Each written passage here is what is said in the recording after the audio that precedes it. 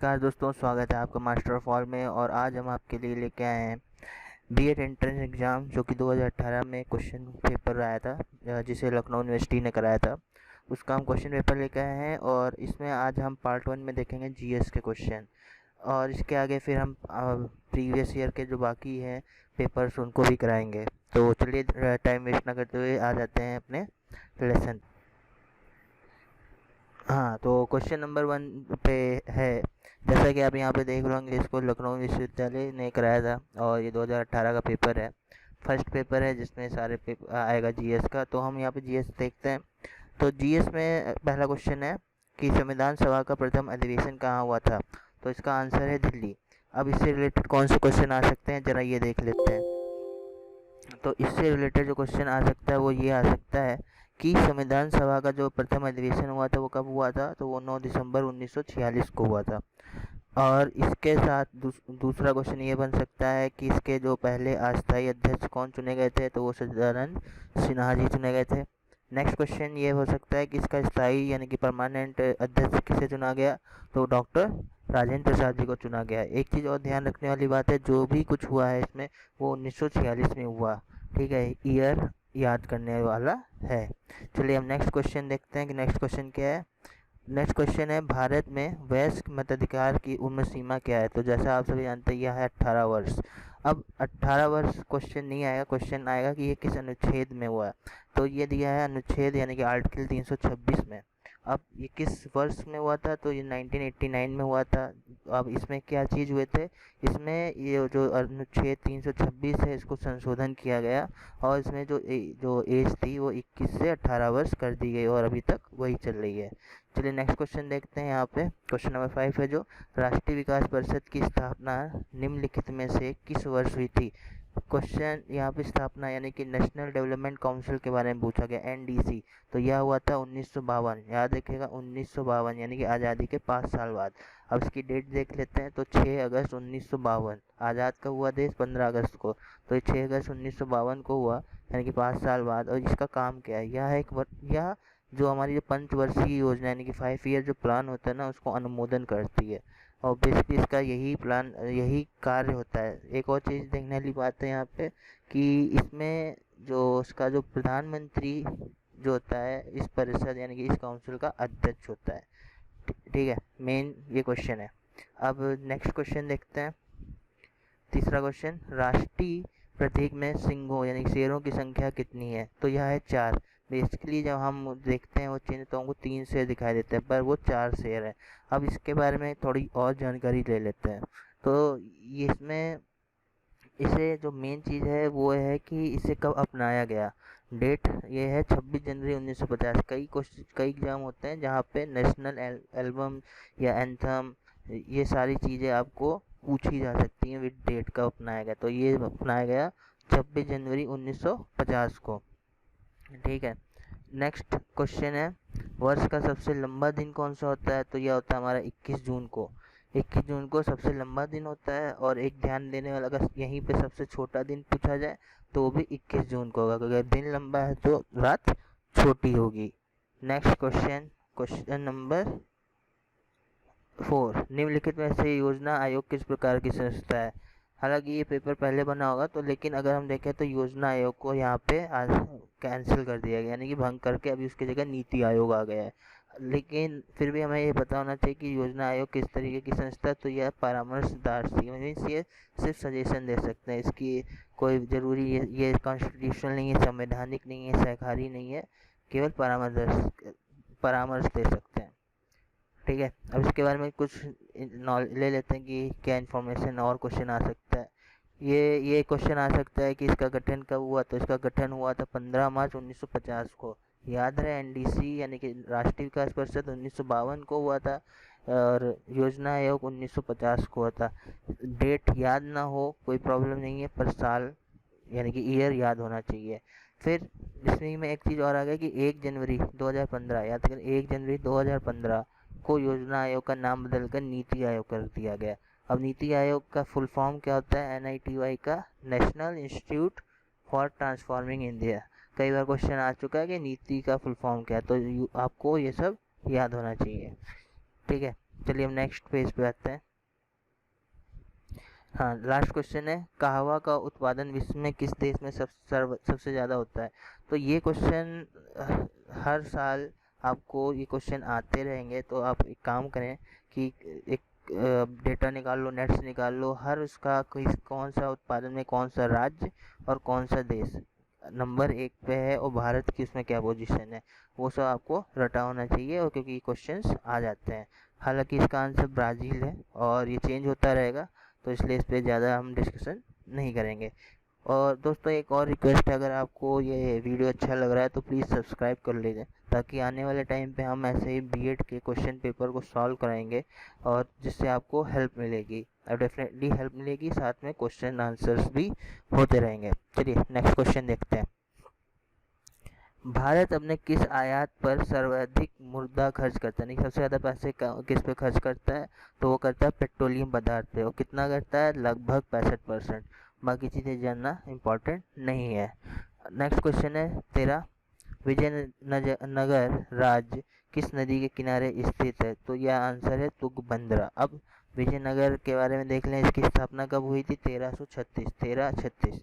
और इसमें इसको किसने किया था? तो हरिहर एवं बुक्का नामक 2 भाइयों ने किया था। इन्होंने अपने पिता के नाम पर ही संगम, जो उनके पिता का नाम था, उनके नाम पर ही संगम राजवंश की स्थापना की। और इसकी राजधानी हम्पी रही, और हम्पी का पुराना जो अभी का नाम है, वर्तमान नाम है, वो है हस्तिनावती। ठीक है, इम्पोर्टेंट है, हो सकता है आ जाए, अभी तक आया नहीं क्वेश्चन, पर आ सकता है। तो चलिए क्वेश्चन नंबर 9 पे चलते हैं। भारत में निम्नलिखित में से किस क्षेत्र में सर्वाधिक प्रत्यक्ष निवेश होता है? एफडीआई। तो ये होता है विद्युत उपकरण। अब जैसा कि पहला क्वेश्चन था कि कहवा किस नंबर पे है या कौन सा प्रोडक्ट किस नंबर पे है, वैसे ही ये क्वेश्चन है, ये हर साल चेंज होता रहेगा, इसके लिए आपको अपडेट रहना पड़ेगा। ठीक है, चलिए नेक्स्ट क्वेश्चन पे देखते हैं। नेक्स्ट क्वेश्चन है, विश्व व्यापार संगठन का मुख्यालय कहाँ है? ठीक है, तो ये है मुख्यालय इसका जिनेवा में। अब इसके में डिटेल क्या है कि ये कब स्टार्ट हुआ? तो 1 जनवरी 1995 को स्टार्ट हुआ। इसका मुख्यालय कहाँ है? वो जिनेवा स्विट्जरलैंड में है, राइट। और इसका उद्देश्य क्या है? तो इसका उद्देश्य ये है कि आयात शुल्क एवं दूसरी व्यापार बाधाओं को दूर करके विभिन्न देशों के बीच मुक्त व्यापार बढ़ाना, और इस तरह से भूमंडलीकरण यानी कि ग्लोबलाइजेशन का मीन्स विस्तार करना, राइट। तो ये इसका मेन एम है। मेन चीज़ क्वेश्चन क्या आ सकता है कि इसका हेडक्वार्टर कहाँ है, मुख्यालय कहाँ है, कब ये स्थापित हुआ, इसके आगे क्वेश्चन नहीं आएगा। नेक्स्ट क्वेश्चन है क्वेश्चन नंबर 10, विश्व का सबसे बड़ा द्वीप कौन सा है? तो यह है ग्रीनलैंड। ये क्वेश्चन कई बार आया है। अब इससे क्या क्वेश्चन बन सकते हैं? तो ग्रीनलैंड किस देश के अंडर में आता है? तो ये आता है डेनमार्क के में। ठीक है, इसके बाद क्या क्वेश्चन आ सकता है? इसके बाद ये क्वेश्चन आ सकता है कि ये किस महासागर में है? तो यह उत्तरी अटलांटिक यानी कि नॉर्थ अटलांटिक ओशन में है डेनमार्क, राइट। और इसी के साथ अब इसमें और कौन से जो इसके बाद हैं, जैसे कि ग्रीनलैंड है, फिर उसके बाद उसका न्यू गिनी का नंबर आता है जो उससे छोटा है, फिर बोर्नियो का आता है, और चौथा आता है मेडागास्कर। यानी कि ये 4 आपको याद है, हो सकता है किसी एग्जाम में ये पूछा जा सके, तो ये क्रम याद होना चाहिए। Greenland, New Guinea, Borneo, Madagascar. Next question, निम्नलिखित में से अंतर्राष्ट्रीय न्यायालयों में न्यायाधीशों की संख्या कितनी होती है? इंपॉर्टेंट क्वेश्चन है, तो ये इसका आंसर है 15। अब इसके अंदर क्या है, इसका जो मुख्यालय कहाँ पे है? तो ये हेग, हॉलैंड में, वहाँ पे। ठीक है, और इसमें जो जैसा कि जो है बता चुका हूँ कि कुल संख्या 15 होते हैं न्यायाधीशों की, जिसमें मेन चीज़ है कि इनका कार्यकाल कितने 9 साल का होता है, और जिसमें 5 जो होते हैं वो सिक्योरिटी काउंसिल के स्थायी सदस्य के होते हैं। अब आपको कमेंट में उन स्थायी जो देश हैं, परमानेंट जो नेशन है, उनका नाम लिखना है। ठीक है, तो कमेंट सेक्शन में करके बताइए। नेक्स्ट क्वेश्चन आता है क्वेश्चन नंबर 11, एक घंटे में समांतर में देशांतरी दूरी होगी? तो इसका आंसर है 15 डिग्री। तो मेन चीज़ आ जाते हैं कि ये कैसे हुआ। तो इसको 24, हमें पता है कि जो वर्ल्ड है वो 24 टाइम जोन यानी कि समय जोनों में डिवाइडेड है, विभाजित है।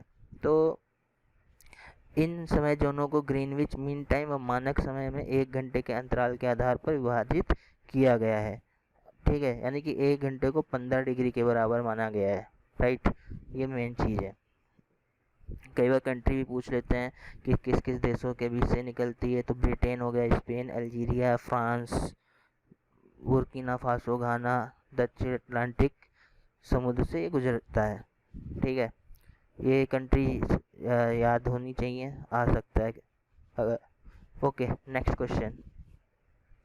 भारत में वीरता के लिए सबसे बड़ा पुरस्कार कौन सा है? तो ये परमवीर चक्र है। कंफ्यूज नहीं होना है, अशोक चक्र नहीं है, परमवीर चक्र है। वीरता का सबसे बड़ा पुरस्कार है परमवीर चक्र।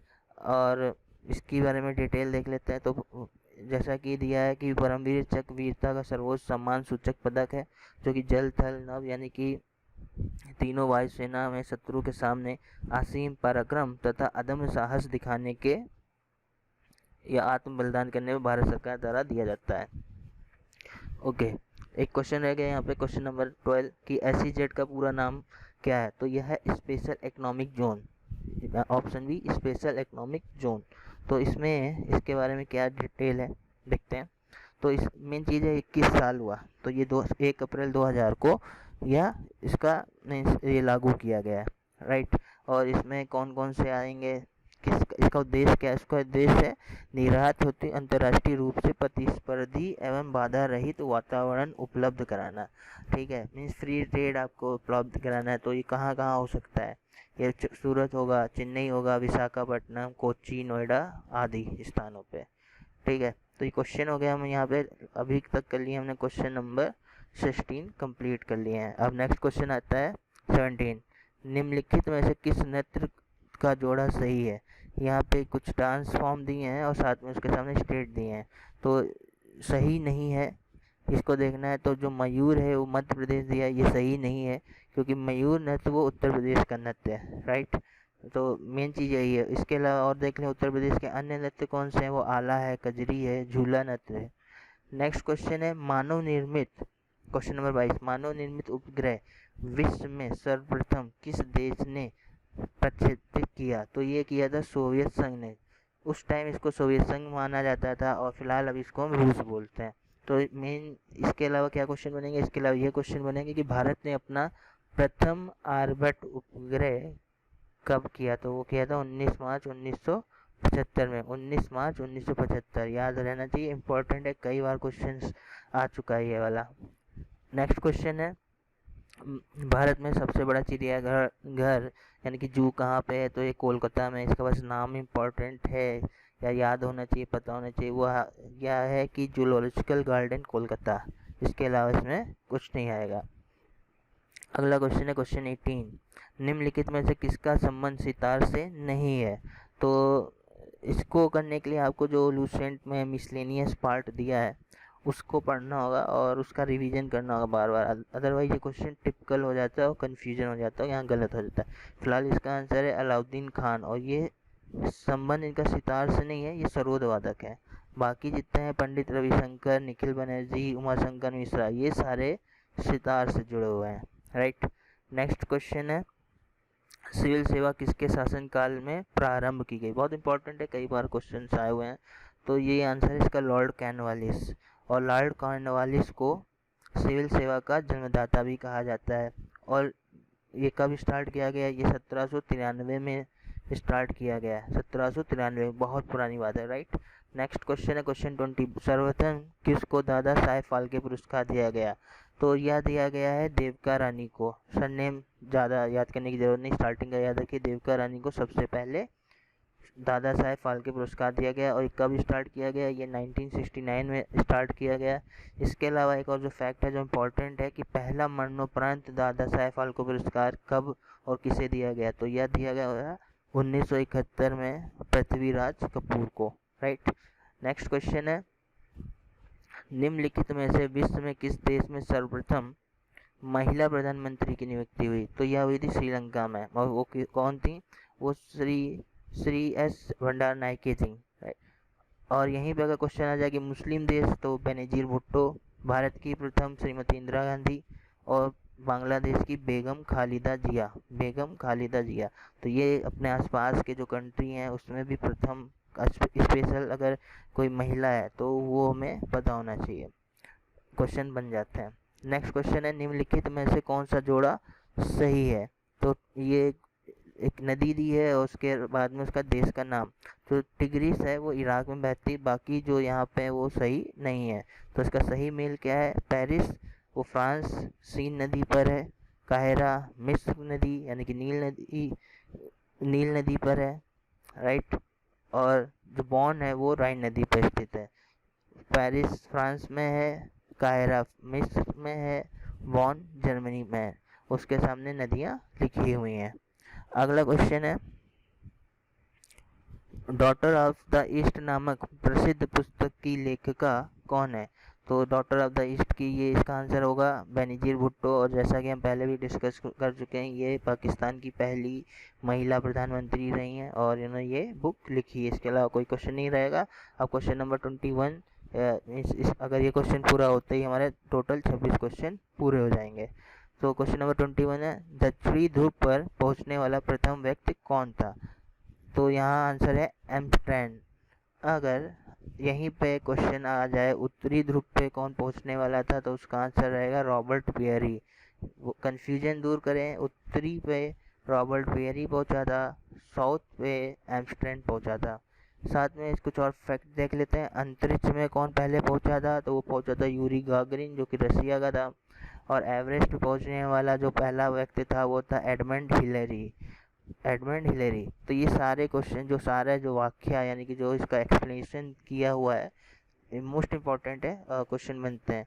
तो दोस्तों ये रहे 26 क्वेश्चन। अगली जो सीरीज होगा यानी कि पार्ट 2 होगा, उसमें हम नेक्स्ट जो क्वेश्चन है वो हम कराएंगे इसके जीएस के।